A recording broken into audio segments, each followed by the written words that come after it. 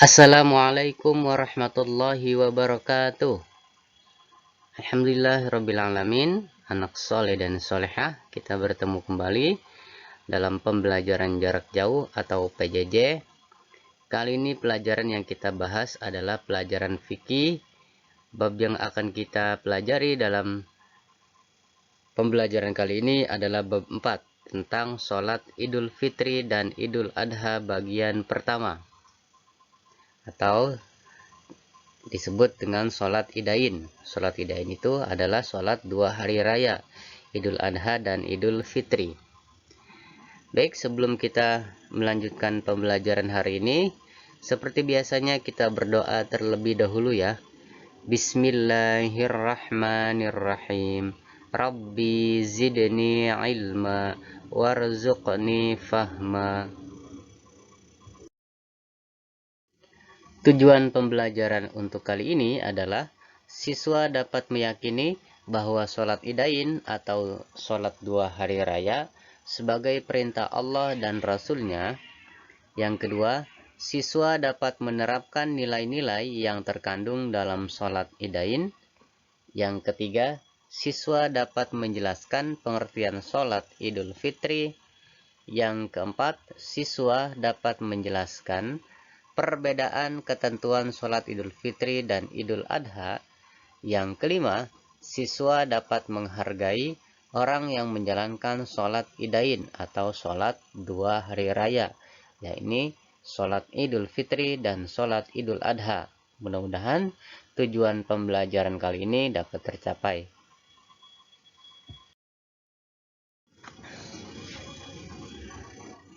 Baik, soleh dan soleha, kita melanjutkan pembelajarannya ya. Nah, sholat Idul Fitri. Ketentuan sholat Idul Fitri, tata cara sholat Idul Fitri, sunnah sebelum sholat Idul Fitri. Nah, itu tadi adalah pembahasan yang akan kita bahas dalam pembelajaran jarak jauh kali ini. Ya, yang akan kita bahas adalah tadi ketentuan sholat Idul Fitri, tata cara sholat Idul Fitri, dan sunnah sebelum sholat Idul Fitri. Pertama, ketentuan sholat Idul Fitri. Idul Fitri dalam bahasa Indonesia artinya kembali dalam keadaan suci. Sekali lagi, Idul Fitri dalam bahasa Indonesia artinya kembali dalam kesucian atau dalam keadaan suci. Sholat Idul Fitri hukumnya sunnah muakkad. Apa itu sunnah muakkad? Sunnah muakkad artinya adalah sholat sunnah yang dikuatkan dan bila dikerjakan akan banyak mendapatkan pahala. Sekali lagi, sholat Idul Fitri hukumnya sunnah muakkad. Apa itu sunnah muakkad? Sunnah muakkad artinya adalah sholat sunnah yang dikuatkan dan bila dikerjakan akan banyak mendapatkan pahala. Sholat ini dikerjakan oleh umat Islam di seluruh dunia. Kapan dilaksanakannya? Setelah bulan suci Ramadan atau bulan puasa.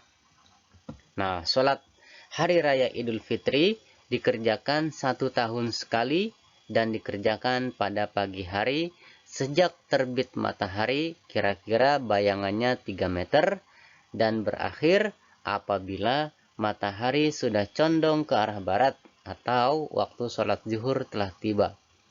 Jadi sholat Idul Fitri itu sudah ada waktunya juga di pagi hari ya. Kapan itu waktunya? Sejak terbit matahari atau munculnya matahari, kira-kira bayangannya 3 meter. Nah, terus berakhirnya kapan? Berakhir apabila matahari sudah condong ke arah barat atau waktu sholat zuhur telah tiba. Itu adalah waktu untuk melaksanakan sholat Idul Fitri.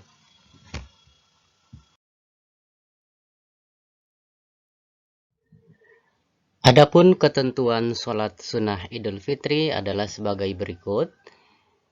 Yang pertama, sebelum berangkat untuk melaksanakan sholat Idul Fitri, harus sudah melaksanakan sholat subuh terlebih dahulu.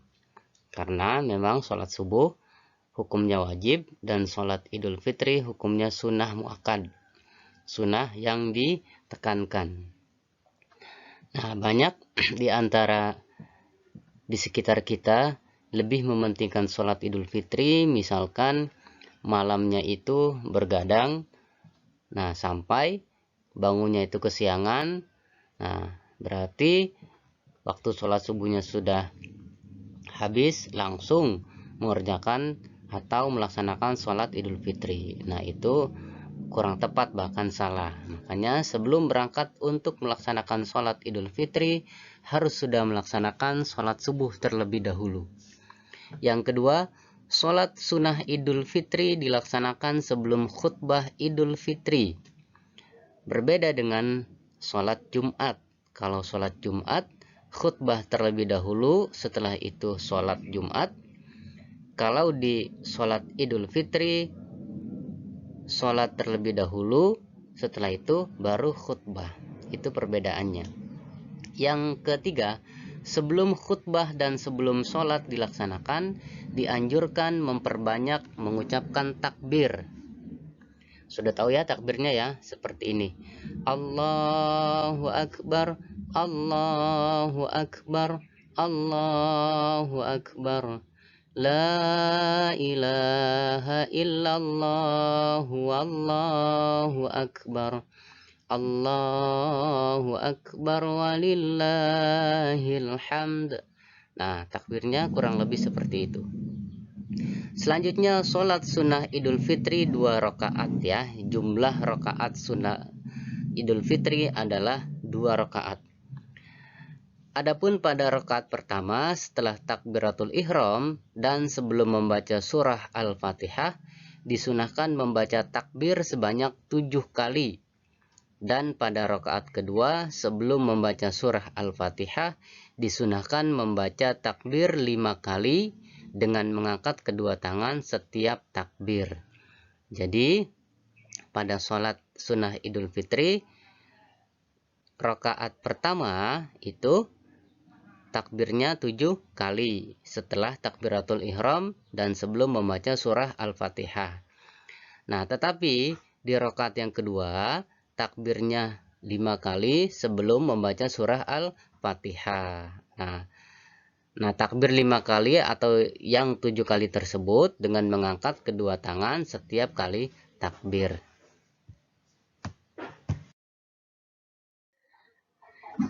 Nabi Muhammad sallallahu alaihi wasallam bersabda, Qala Nabiyullahi sallallahu alaihi wasallam at-takbiru fil fitri sab'un fil ula wa khamsun fil akhirati wal qira'atu ba'dahuma kiltaihima. Rawahu Abu Dawud. Yang artinya bahwa Nabi sallallahu alaihi wasallam bersabda, membaca takbir pada sholat Idul Fitri itu 7 kali pada rakaat pertama dan 5 kali pada rakaat kedua. Dan bacaan dilakukan sesudah keduanya. Hadis riwayat Abu Daud. Nah, tadi yang telah dijelaskan oleh Pak Guru memang sudah ada hadisnya ya. Berarti hadis itu harus kita jalankan karena memang ucapan Rasulullah Shallallahu alaihi wasallam.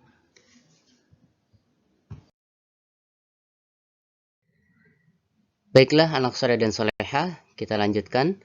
Sholat Idul Fitri dilaksanakan oleh semua orang laki-laki dan perempuan, baik mukim atau menetap ataupun musafir atau dalam perjalanan, dewasa, remaja maupun anak-anak. Bahkan wanita yang sedang berhalangan atau haid dianjurkan untuk berkumpul dan mendengarkan khutbah. Walaupun bagi wanita haid itu tidak mungkin atau mengikuti sholat Idul Fitri. Artinya, bagi wanita haid, jika pelaksanaan sholat di lapangan, boleh duduk di dalam lapangan. Akan tetapi, apabila sholat di masjid, maka wanita haid itu cukup duduk atau berdiri di luar masjid. Artinya, kalaupun wanita sedang haid, tetap bergabung untuk menyaksikan sholat Idul Fitri, tetapi tidak sholat. Kalau sholatnya di lapangan, berarti ikut bergabung saja menyaksikan, tapi tidak sholat, karena memang wanita haid itu tidak diperbolehkan untuk sholat ya. Tetapi kalau pelaksanaannya itu di masjid, tetap wanita itu mengikutinya, artinya bukan mengikuti sholatnya, mengikuti kegiatannya saja. Kalau pelaksananya di masjid, berarti wanita tersebut yang sedang haid tetap bergabung tetapi di luar masjid, ngikutin pelaksanaan sholat Idul Fitri. Karena memang begitu pentingnya sholat Idul Fitri ini ya.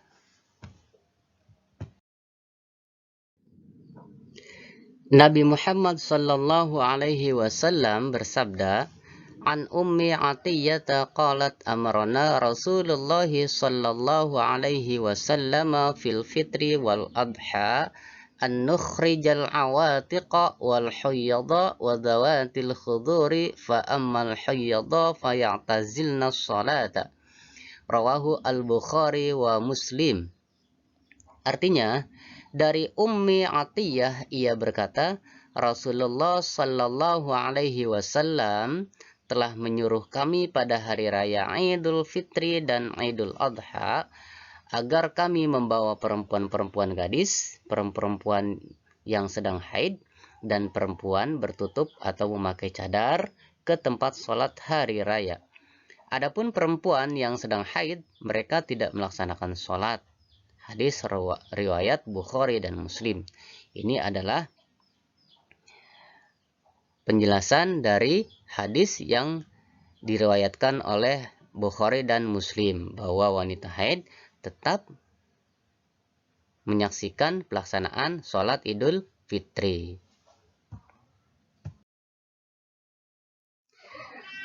Baik, sekarang kita membahas beberapa amalan sunnah sebelum berangkat melaksanakan sholat Idul Fitri.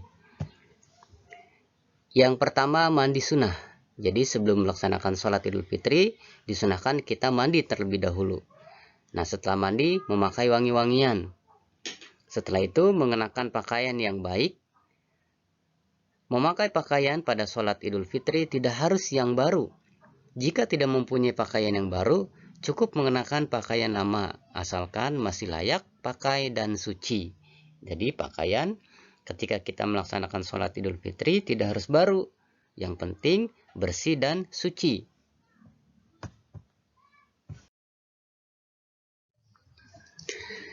Nabi Muhammad sallallahu alaihi wasallam bersabda, Anna Nabiya sallallahu alaihi wasallam kana yalbasu burda hibratin fi kulli aidin. Artinya bahwa Nabi sallallahu alaihi wasallam memakai baju buatan Yaman yang indah pada tiap hari raya. Hadis ini diriwayatkan oleh Imam Syafi'i dan Bughawi. Selanjutnya, sunnah sebelum melaksanakan sholat Idul Fitri, makan dahulu sebelum sholat Idul Fitri. Disunahkan memakan maksudnya beberapa biji kurma dengan jumlah ganjil sebelum mengerjakan sholat Idul Fitri. Bagi kita yang hidup di negara Indonesia, jika tidak mendapatkan kurma, maka boleh makan apa saja yang penting manis, seperti pisang atau kolak atau yang lainnya yang penting manis. Dan makanan itu tidak harus kenyang, atau yang kita makan tidak harus berlebihan ya. Sebab yang dimaksud makan itu hanya cukup membatalkan puasa pada saat sholat Idul Fitri. Nah, itu adalah salah satu amalan sunnah. Rasulullah sallallahu alaihi wasallam bersabda, "Kana an-nabiyyu sallallahu alaihi wasallam la yaghdu yaumal fitri hatta ya'kula tamaratin wa ya'kuluhunna witra." Rawahu Ahmad wal Bukhari. Artinya, pada waktu Idul Fitri, Rasulullah Shallallahu Alaihi Wasallam tidak berangkat ke tempat sholat sebelum memakan beberapa buah kurma dengan jumlah yang ganjil. Hadis riwayat Ahmad dan Bukhari. Sekarang kita membahas tata cara sholat Idul Fitri. Setelah kalian memahami hal-hal yang Pak Guru jelaskan tadi, sekarang mari kita coba praktikkan sholat Idul Fitri dengan mengikuti petunjuk berikut ini ya. Yang pertama, berdiri tegak menghadap kiblat. Pandangannya menunduk pada tempat sujud, tidak melirik ke kanan, melirik ke kiri, atau melihat ke atas. Kemudian niat mengerjakan sholat Idul Fitri. Niatnya sebagai berikut. Kalau seandainya kita menjadi imam, berarti niatnya seperti ini ya. Usolli sunnatal li'idil fitri raq'ataini mustaqbilal qiblati adaan imaman lillahi ta'ala. Itu kalau menjadi imam. Kalau menjadi makmum berarti usolli sunnatal li'idil fitri raq'ataini mustaqbilal qiblati adaan ma'muman lillahi ta'ala. Itu niat kalau seandainya kita menjadi makmum ya. Boleh niatnya di hati, memang usolli ini hanya untuk meluruskan niat kita di hati. Nah, kita takbir itu hati kita berbicara seperti ini, aku niat sholat Idul Fitri 2 rakaat menghadap kiblat. Kalau jadi makmum ya jadi makmum, kalau jadi imam ya jadi imam karena Allah Ta'ala. Jadi seperti itu ya, di hatinya itu berbicara ketika kita mengangkat tangan kita takbiratul ihram. Itu adalah niat yang sebenarnya. Jadi setelah usolli, mengangkat tangan kita takbiratul ihram. Nah, ketika kita mengangkat tangan kita takbiratul ihram, berarti hati kita itu niat, berbicara hatinya. Nah, itu niatnya. Aku niat sholat Idul Fitri 2 rakaat menghadap kiblat, makmuman, kalau jadi makmum, karena Allah Ta'ala. Aku niat sholat Idul Fitri 2 rakaat menghadap kiblat, imaman, karena Allah Ta'ala, kalau menjadi imam.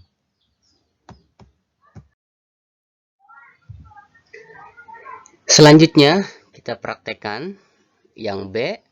Lalu mengangkat kedua tangan seraya mengucapkan Allahu Akbar. Nah, yang tadi sudah Pak Guru jelaskan ya. Nah, disinilah sebenarnya niat sholat. Tadi Pak Guru sudah jelaskan. Selanjutnya yang ketiga atau yang C. Setelah takbiratul ihram, kedua tangan disedekapkan di dada. Kemudian membaca doa iftitah atau doa pembuka. Doa iftitah artinya doa pembuka ya. Nah, kurang lebih seperti ini yang biasa kita baca. Doa iftitahnya, Allahu Akbar kabira walhamdulillahi katsira wa subhanallahi bukratan wa asila. Inni wajjahtu wajhiya lilladzi fataras samawati wal arda hanifan musliman wa ma ana minal musyrikin. Inna salati wa nusuki wa mahyaya wa mamati lillahi rabbil alamin. La syarika lahu wa bidzalika umirtu wa ana minal muslimin. Nah, itu adalah doa iftitah. Ada juga doa iftitah yang lain. Nah, boleh juga tidak apa-apa. Tapi seperti biasa kita membacanya doa iftitah seperti ini. Selanjutnya yang D, setelah selesai membaca doa iftitah, kemudian takbir Allahu Akbar dengan mengangkat kedua tangan sampai 7 kali. Nah, dilanjutkan dengan membaca tasbih Subhanallah walhamdulillah wala ilaha illallah wallahu akbar. Jadi setiap takbir yang 7 kali itu kita disunahkan membaca itu. Subhanallahi walhamdulillah wala ilaha illallah wallahu akbar. Itu sampai 7 kali membaca itu ya.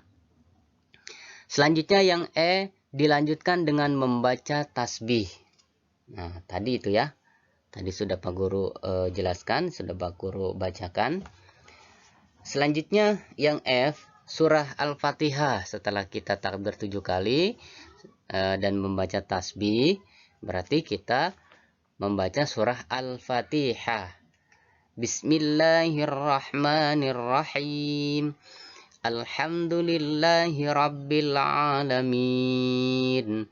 Ar-Rahmanir-Rahim. Maliki yaumiddin. Iyyaka na'budu wa iyyaka nasta'in. Ihdinas siratal mustaqim. Siratal ladzina an'amta 'alaihim ghairil maghdubi 'alaihim waladdallin. Nah, itu dibaca oleh imam. Kalau makmum dengarkan saja. Setelah waladdallin selesai, makmum seraya mengucapkan amin. Karena amin termasuk sunnah hayat, ya. Amin. Amin itu artinya kabulkan. Amin. Alifnya panjang, minnya juga panjang. Bukan amin, itu salah. Atau amin, itu salah. Amin, itu yang benar. Nah, setelah itu yang G. Setelah membaca surah Al-Fatihah dalam rakaat yang pertama dan yang kedua, disunahkan membaca surah atau ayat Al-Quran. Terserah membaca surahnya apa saja yang hafal atau yang bisa, ya. Selanjutnya ruku dan tumak ninah. Apa sih tumak ninah itu? Ya. Selesai membaca surah atau ayat Al-Quran, lalu mengangkat kedua tangan setinggi telinga seraya mengucapkan Allahu Akbar. Terus ruku dengan posisi badan membungkuk, kedua tangan memegang lutut dan ditekankan. Artinya kita menekan lutut antara punggung dan kepala supaya rata, ya. Jadi rata tuh ya. Mata tertuju pada mana? Pada tempat sujud. Setelah tumak nina, artinya tenang sebentar dan sempurna. Nah, jadi tumak nina itu kita tenang sebentar dan sempurna, tidak tergesa-gesa. Nah, bacalah tasbih sebagai berikut. Ya, tasbihnya sebagai berikut. Nah, subhana rabbiyal azimi wa bihamdih. Itu seperti biasa kita ucapkan dalam bacaan ruku. Selanjutnya i'tidal dan tumak nina. Selesai ruku, kemudian bangkitlah tegak dengan mengangkat kedua tangan setentang telinga, ya. Seraya mengucapkan sami'a Allahu liman hamidah. Nah, pada waktu berdiri tegak atau i'tidal terus membaca Rabbana lakal hamdu mil'us samawati wa mil'ul ardi wa mil'u ma syi'ta min syai'im ba'du. Selanjutnya sujud dan tumak nina. Setelah i'tidal selesai membaca doa, terus sujud, yaitu meletakkan dahi dan hidung ke tempat sujud. Ketika turun untuk sujud, seraya mengucapkan Allahu Akbar. Jadi sujudnya juga harus sempurna. Nah, rukun sujud ada 6. Dahinya itu harus menempel ke tempat sujud. Tidak boleh ada apapun yang menghalangi tempat sujud kita atau menghalangi dahi. Baik itu kopiah atau peci ataupun mukenah. Jadi tidak menghalangi dahi kita untuk bersujud. Ya, itu satu. Terus kedua telapak tangan harus menempel ke tempat sujud, tidak boleh digenggam. Kalau seandainya tidak sakit, ya. Berarti udah 3 tuh ya. Terus kedua lutut kita harus menempel ke lantai. Dah, 1, 2, 3, 4, 5 berarti ya. 2 lagi apa tuh rukun sujudnya? Nah, jari-jari kaki kita harus dimasukkan ke dalam atau menghadap kiblat jari-jari kakinya, ya. Jadi seperti itu. Dan ketika sujud membaca doa sebagai berikut, Subhana rabbiyal a'la wa bihamdih. Nah, seperti itu.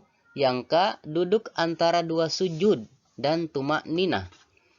Setelah sujud, kemudian duduk seraya mengucapkan Allahu Akbar. Doa duduk sebagai berikut atau doa ketika duduk sebagai berikut. Rabbighfirli warhamni wajburni warfa'ni warzuqni wahdini wa'afini wa'fu anni. Itu adalah duduk di antara dua sujud. L yang selanjutnya adalah L, sujud kedua atau sujud yang kedua dan tumak ninah. Nah, tumak ninah tadi apa? diam sebentar dan tenang, tidak tergesa-gesa. Jadi antara gerakan satu dan ke gerakan yang lainnya itu tidak terburu-buru, ada tumak ninanya, diam sebentar, tenang. Tuh. Jadi sholat itu harus tenang, tidak tergesa-gesa. Sujud kedua dan tumak nina. Sujud kedua, ketiga, dan keempat dikerjakan sama seperti pada waktu sujud yang pertama, baik caranya maupun bacaannya. Selanjutnya yang M, kemudian berdiri dari sujud. Terus kemudian takbir Allahu Akbar dilanjutkan dengan membaca tasbih. Subhanallahi walhamdulillah wala ilaha illallah wallahu akbar. Ini berarti rakaat yang kedua. Takbirnya berapa kali? 5 kali. Nah, setiap takbir membaca tasbihnya sama seperti rakaat yang pertama. Subhanallahi walhamdulillah wala ilaha illallah wallahu akbar. Cuma perbedaannya kalau di rakaat pertama takbirnya 7 kali dan di rakaat yang kedua takbirnya 5 kali. Selanjutnya yang O, duduk tasyahud atau tahiyat akhir. Bacaan tasyahud atau tahiyat akhir setelah sujud yang terakhir. Nah, dan bacaan tahiyat akhir seperti berikut ini. At-tahiyyatul mubarakatus sholawatut tayyibatu lillah. Assalamu alayka ayyuhan nabiyyu wa rahmatullahi wa barakatuh. Assalamu alayna wa ala ibadillahis salihin. Ashhadu an la ilaha illallah wahdahu wa ashhadu anna Muhammadar Rasulullah. Allahumma salli ala Muhammad wa ala ali Muhammad kama sallaita ala Ibrahim wa ala ali Ibrahim wa barik ala Muhammad wa ala ali Muhammad kama barakta ala Ibrahim wa ala ali Ibrahim fil alamina innaka hamidum majid. Nah, jadi kurang lebih baca tahiyat awal atau tasyahudnya seperti itu ya. Tasyahud akhir maksudnya ya, mohon maaf, tasyahud akhir.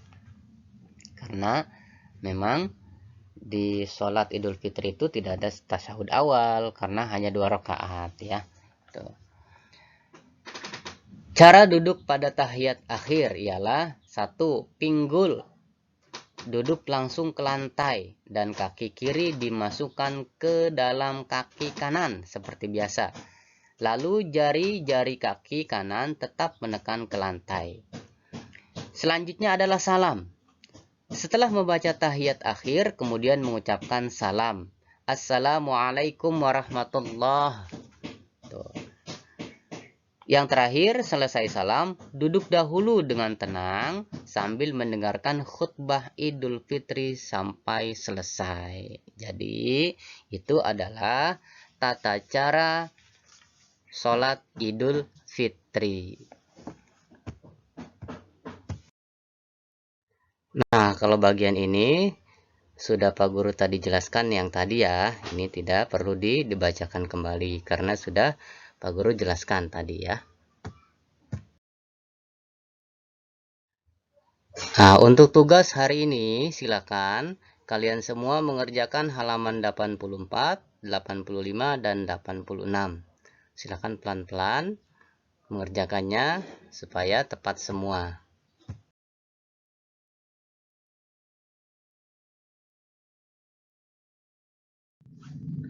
Alhamdulillah, pembelajaran kita hari ini telah selesai. Sekian untuk pembelajaran hari ini. Semoga ilmu yang didapat bermanfaat dan barokah. Pak Guru akhiri dengan ucapan wassalamualaikum warahmatullahi wabarakatuh.